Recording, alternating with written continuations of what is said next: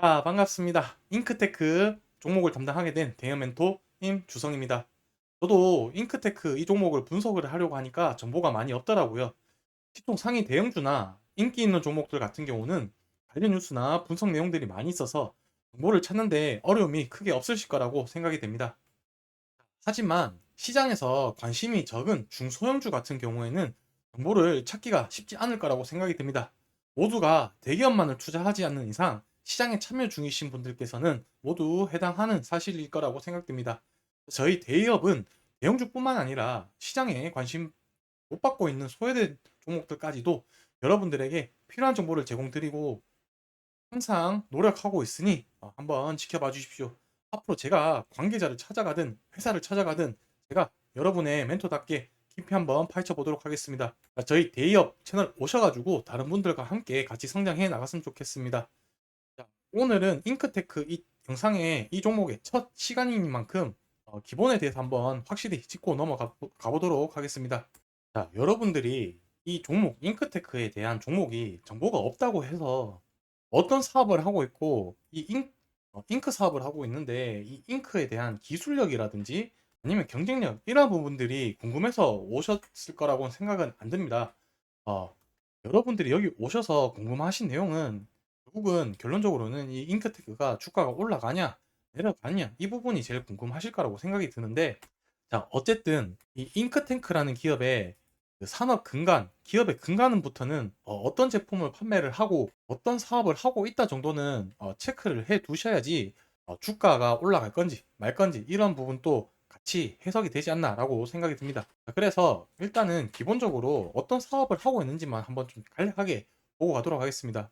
어쨌든 기업 이름답게 잉크를 제작을 하고 있는 업체라고 봐주시면 될 것 같고, 매출 비중이 가장 높은 이 거의 50% 정도 차지하는 부분이 사무용이랑 산업용 잉크를 만들고 있다라고 봐주시면 될 것 같습니다. 뿐만 아니라 전자 소재 재료로 사용되는 기능성 투명 잉크, 예를 들면 차폐 필름, 절연 필름용까지 생산하는 종합 잉크 전문 기업이라고 보시면 되겠습니다. 자, 그래서 뭐 광고용이라든지 아니면 이제 일반 기업체 사무실에 보통 많이 쓰는 이제 무한 잉크 공급용 장치 이런 부분들을 제작을 하고 납품을 한다고 봐주시면 될 것 같고, 그리고 추가적으로 좀 말씀드리고 싶은 부분은 어쨌든 이 잉크 산업 부분 같은 경우는 뭐 크게 성장이 더 하기는 좀 어려울 것으로 좀 예상이 되는데, 그 와중에 좀 이 전자재료 이쪽으로 해서 거의 한 15% 정도 매출을 차지하고 있는데, 여기 관련해서 좀 미래성이 좀 있다고 개인적으로 생각 드는 게 사페 필름이라는 걸 또 생산을 하고 있습니다. 이 기업에서.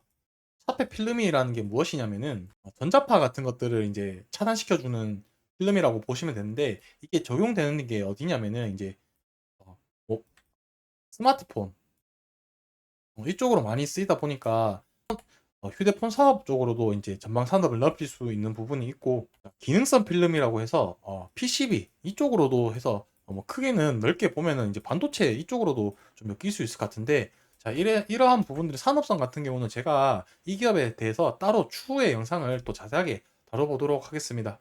자, 그래서 현재까지는 이제 잉크테크 이 기업의 주요 산업 제품군과 간략하게 이 전자 소재로 관련해서 좀 관련돼 있을 수 있는 부분들을 잠깐 언급을 했었고요. 시장의 재료라고 좀 말씀을 드리고 싶은 부분은 아직까지는 크게 뭐 관련이 없다라고 말씀을 드릴 수 있을 것 같은데, 현재는 잉크 관련주 빼고는 뭐 크게 특이사항은 없는 걸로 보여집니다.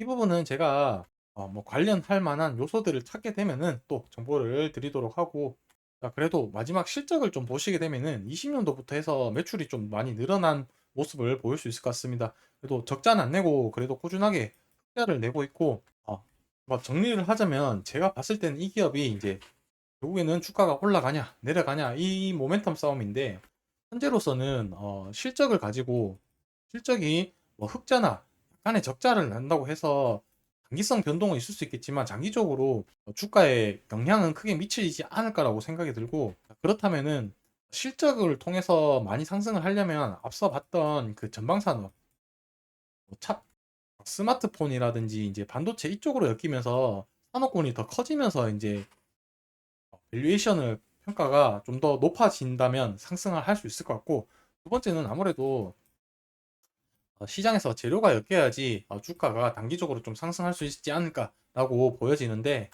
자, 제가 다음 시간에 차트를 가져와서 계속 설명을 할 텐데, 지금 추세가 변하는 상태가 아니고 계속 이런 식으로 하향하고 있는 상태여서 지금은 매수를 하기에는 좀 좋지 않은 타이밍이지 않을까라고 개인적으로 생각이 듭니다. 그래서 다음 시간에 어떤 식으로 매매 전략을 짜야지 우리가 수익을 볼 수 있을까? 그거는 뭐 개인들마다 비중이라든지 평단가에 따라서 전략을 또 다르게 짜야겠지만, 그 부분에 대해서 한번 또 살펴보도록 하고, 어쨌든 그래도 이 기업 같은 경우는 뭐 계속 꾸준하게 이익을 내고 있으니까 이 이익을 기준으로 해서 적정 퍼를 계산을 할 수 있을 것 같습니다. 이 기업에 몇 배, 수익이 몇 배 정도 나면은 적정 퍼가 되냐, 이런 부분들도 같이 좀 계산을 해가지고 여러분들한테 정보를 또 제공을 해 드릴 테니까 구독 눌러주셔서 다음 영상도 계속 같이 꾸준하게 시청해 주시면 감사하겠습니다. 이상 영상 마무리하도록 하겠습니다.